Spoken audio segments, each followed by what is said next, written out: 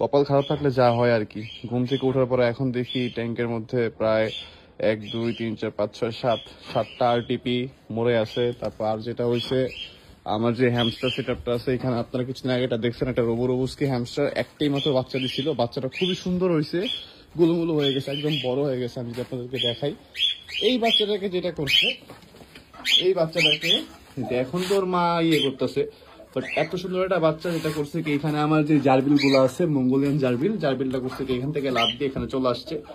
আসার পরে যেটা করছে আমি দেখলাম, মানে একদম মাথা টাথা কামড়ায়, মানে যেহেতু বাচ্চা বয়সে তো ছোট ছিল, মানে উইক ছিল, মানে বড়গুলো তো এরকম ভাবে অ্যাটাক করতে পারে না, বাট বাচ্চা পেয়েটারে মানে মাথাটারে কামড়ায়, মানে একদম মানে মাথাটাই নষ্ট করে ফেলছে একদম, মানে একদম কি বলে, এমন ভাবে কামড়াইছে যে মানে বুঝাই দিতেছি না যে কোথায় কোথায় কামড় দিচ্ছে, মানে পুরো মাথায় নষ্ট করে ফেলছে। এটা আসলে ফেলে দিতে হবে এখন।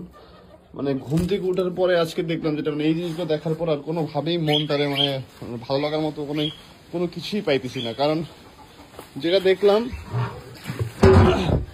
কারণ এই যে হাতের মধ্যে দেখেন 7টা আরটিপি মাছ মরে গেছে, একদম সুস্থ মাছ।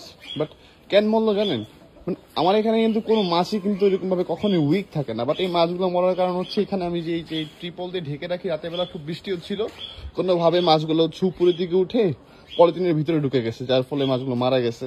মানে আসলে কি বলবো, একই দিনে আসলে এরকম দুর্ঘটনাগুলো যদি হয়ে থাকে তাহলে আসলে কোনোভাবেই মন মানসিকতা ভালো থাকে না। কারণ একসাথে এখানে প্রায় আর 5টা 7টা আরটিভি, 7টা না, এখানে দেখতে পাচ্ছেন 7টা আরটিভি। এখানে দেখা গেছে যে 5টাই মেল আছে, 2টা ফিমেল আছে। আবার এই দিক দিয়ে হচ্ছে আমার হ্যামস্টারটাও এইভাবে মানে মরে গেল, বা মঙ্গোলিয়ান জার্বিল যেটা ছিল এটা এইভাবে ঢুকে যাবে, যেটা আমিও আসলে বুঝতে পারিনি, বা কেন যে এরকম হইতেছে বুঝতেছি না। সবাই তো আমার জন্য দোয়া করবেন, আমার রাষ্ট্রীয় ফার্মের জন্য দোয়া করবেন, যেন প্রত্যেকটা এনিমেল যেন খুব ভালো থাকতে পারে আমার এখানে।